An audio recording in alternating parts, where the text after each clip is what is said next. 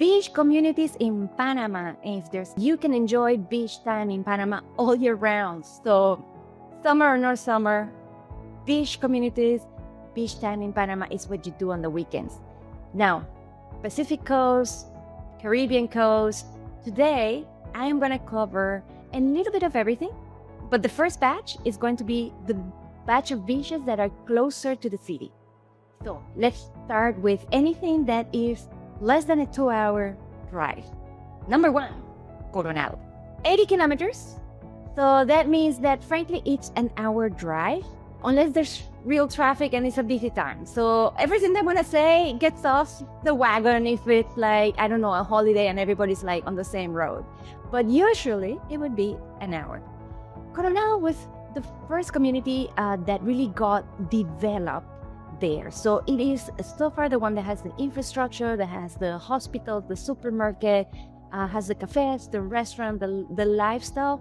And because of that, it has attracted a lot of full-time residents, including expats. So this is a town that is known for expats, for retirees, and for having that community life, but also again for having the infrastructure.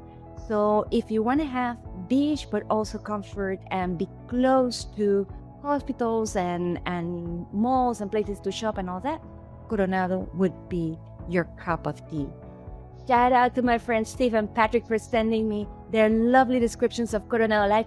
Coronado also has some interesting Facebook groups from the residents, what to do, what not to do, where to buy, the whole thing. I mean, Coronado is a true town, so you will enjoy it. And it's close, it's an hour from the city. If you're more sportsy, then there's Chame. Chame is a community that's starting to spread out. So that's 90 kilometers away, 56 miles for those who speak in miles, we speak in kilometers. So that means like, I don't know, an hour, 15 minutes, 25 minutes.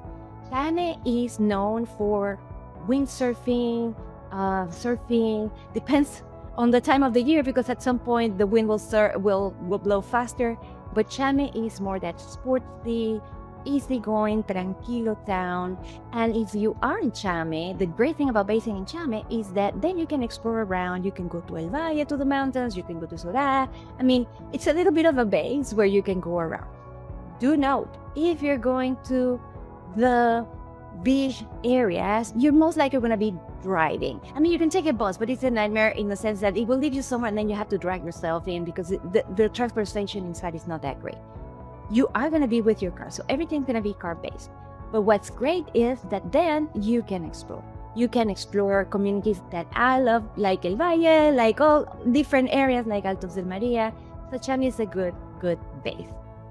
Now, if you are looking for a little bit of that luxury experience, then Buenaventura is your next choice. Buenaventura is a little bit further down. That's 120 kilometers. So yes, that's going to be close to an hour, 45 minutes. I do it in 2 hours. Okay, I'm a turtle. I'm sorry. Some people who are used to it within an hour and a half.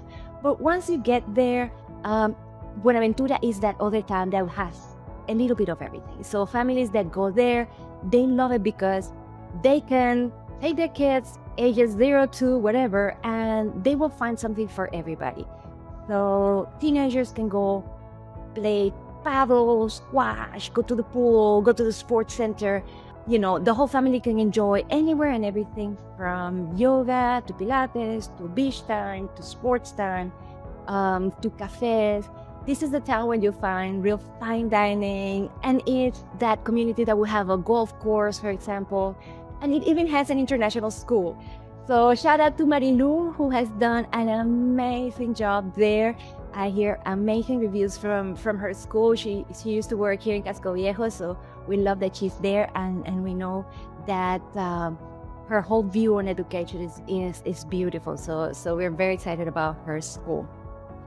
Now, that's up to 2 hours driving, which can be more busy days and holidays. A little bit further out, there are communities that are known for their little town and surfing. For example, Pedasi. Pedasi is when people say, oh, I'm going to surf. Most people are like, you're going to Pedasi.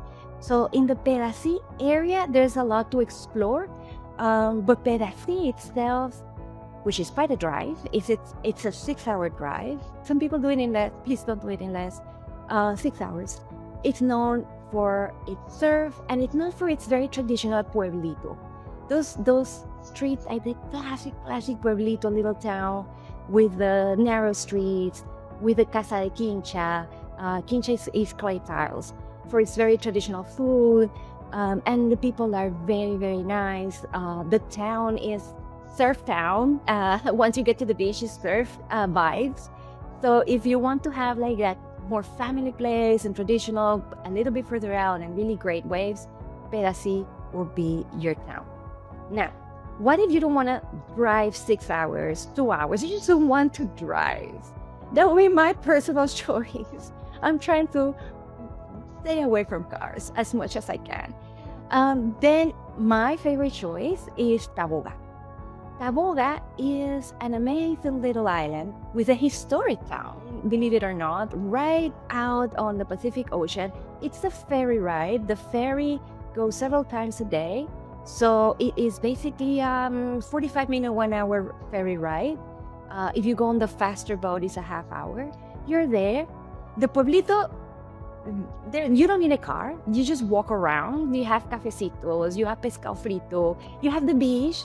And then you have really nice little hotels that go from hostels to like really luxury, beautiful, like Villa Caprichosa. Shout out to Diane for her beautiful place there with amazing views, a pool, and a great experience. You can find anything and everything from the local pescado frito to fine dining at her place. So Taboga is my preference. If you say, oh, I just want to go to the beach for a day and you don't have a car, you're just hanging out, take the ferry, go, spend your day, walk around.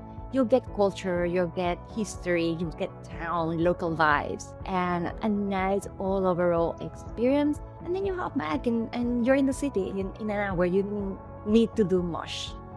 So those are my recommendations for beach communities in Panama. And if you like this video, subscribe and tell a friend.